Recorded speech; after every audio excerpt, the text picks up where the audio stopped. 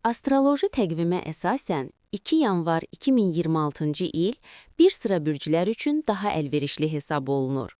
Planetlərin mövqeyi və Günəşin Oğlaq bürcündə olması bu tarixdə xüsusilə iş, planlama və maliyyə məsələlərində bəzi bürclərin ön plana çıxmasına səbəb olur.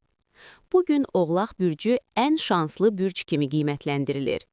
Günəşin bu bürcdə olması qərar vermə proseslərini sürətləndirir, işgüzar danışıqlar və rəsmi məsələlər üçün əlverişli şərait yaradır. Qız bürcü üçün də 2 yanvar məhsuldar gün hesab olunur.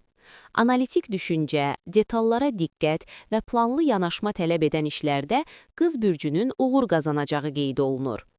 Boğa bürcü isə maddi məsələlər və ailə ilə bağlı mövzularda nisbətən rahat və sabit bir gün keçirə bilər. Astroloji təhlillərdə Boğa bürcünün gözlənilməz, lakin müsbət xəbərlərlə qarşılaşa biləcəyi vurğulanır. Orta təsir altında olan bürclər. Xərçəng və oxatan bürcləri üçün gün əsasən neytral xarakter daşıyır. Mütəxəssislər bu bürclərə riskli qərarlardan çəkinməyi, mövcud işləri davam etdirməyi tövsiyə edirlər. Qoç və Şir bürcləri üçün 2 yanvar daha çox diqqət tələb edir. Tələsik qərarların və emosional addımların mənfi nəticələr doğura biləcəyi bildirilir.